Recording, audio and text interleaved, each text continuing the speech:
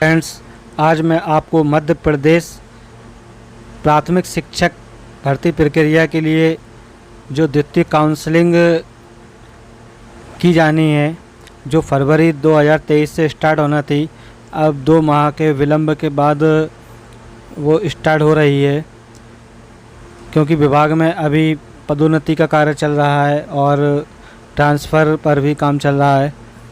लेकिन इस भर्ती में काफ़ी विलम्ब हुए हैं, तो ये 2-3 महीने की विलम्ब को नाम मात्र का विलम्ब ही कहा जाएगा।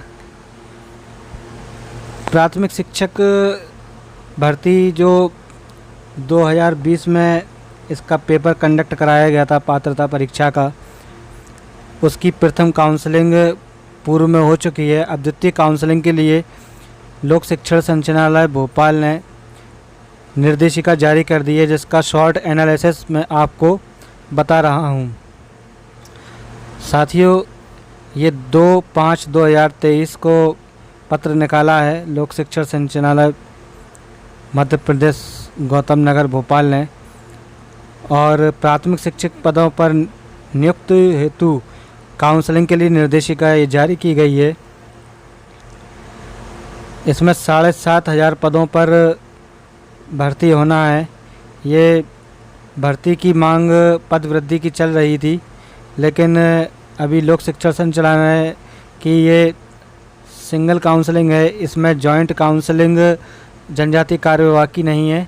जनजातीय कार्य विभाग अभी कुछ दिन बाद अपनी निर्देशिका जारी करेगा। अब देखने वाली बात ये होगी कि जनजातीय कार्य विभाग अपनी पदों में पदवृद्धि के साथ निर्देशिका जारी करता है, पदों का रोस्टर, या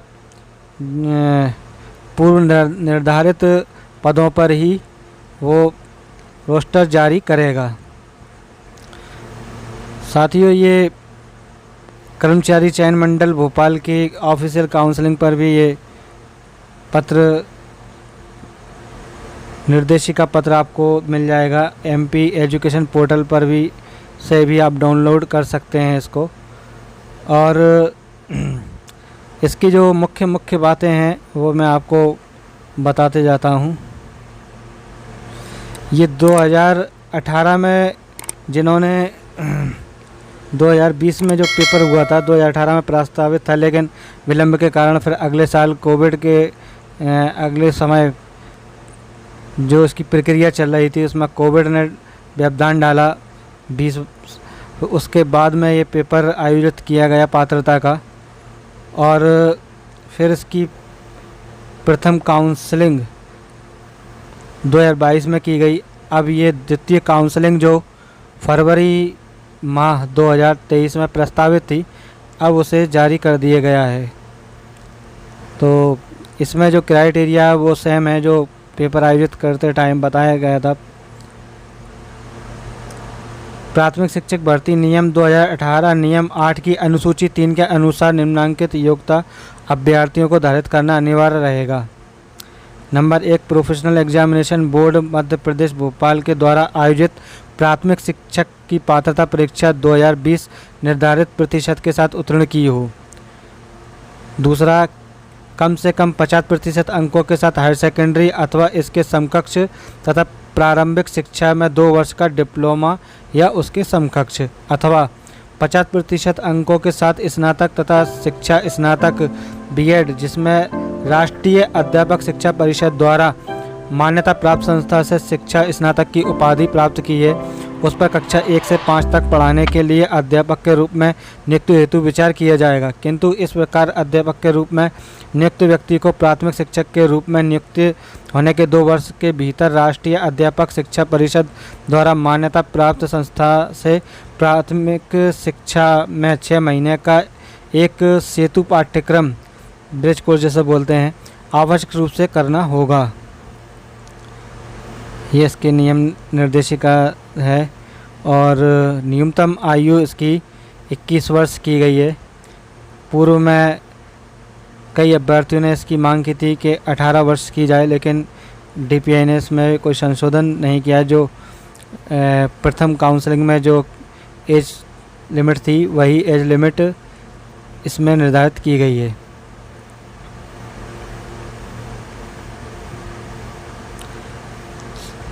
साथियों, इसमें समय सारणी के हिसाब से जो अनुमानित समय लगेगा वो जुलाई तक नियुक्ति देने की बात कर रहे हैं।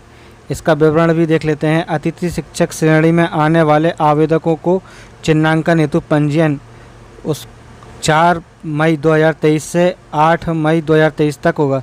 यानी जो साथी अतिथि शिक्षक के रूप में कार्य कर चुके हैं, जिन्होंने 200 दिवस और 3 सत्र काम किया है, उन्हें इसका लाभ मिलेगा। उन्हें इस भर्ती में 25% रिजर्व सीट रखी गई हैं। और दूसरा है इसमें एमपी ऑनलाइन द्वारा रिक्तियों के आधार पर मेरिट क्रम में दस्तावेज सत्यापन हेतु अभ्यर्थियों की सूची तैयार कर अपलोड करना। ये मई 2023 में ही हो जाएगी और दिन इसमें नहीं बताया गया है, यानी ये मई महीने में ही कंप्लीट कर ली जाएगी, क्योंकि अभी विभाग बड़ी तेज़ी से काम कर रहा है। चुनावी साल है और नवंबर में विधानसभा चुनाव प्रस्तावित हैं। उससे 2-3 महीना पहले ये भर्ती देना की कोशिश की जा रही विभाग द्वारा। और तीसरा है इसमें दस्तावेज सत्यापन सूची में सम्मिलित अभ्यर्थियों द्वारा दस्तावेजों को अपलोड करना।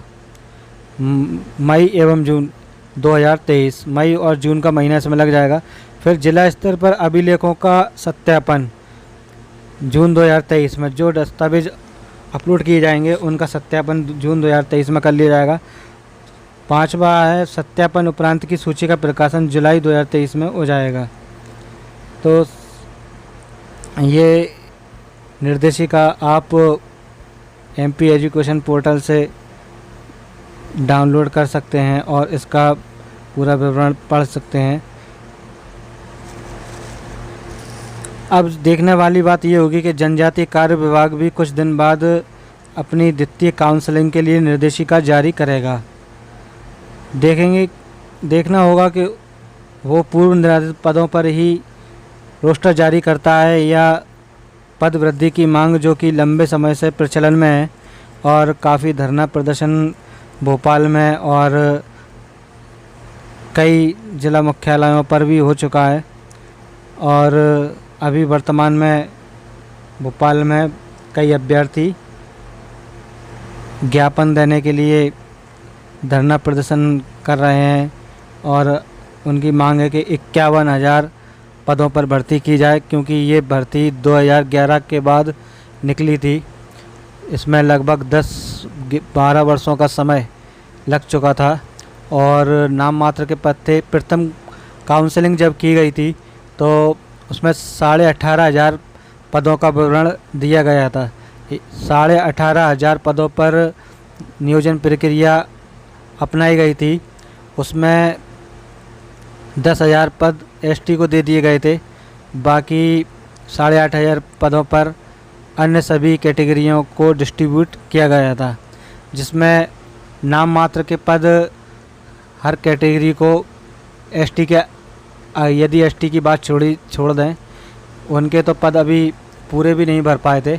और इस सेकंड काउंसलिंग में भी उन्हें पद दिए गए हैं, जबकि उनके प्रथम काउंसलिंग में ही सीटें खाली हैं। और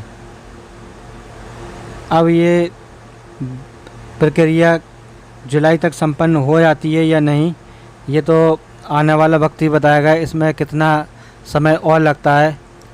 वर्तमान में द्वितीय काउंसलिंग के लिए निर्देशिका जारी कर दी गई है।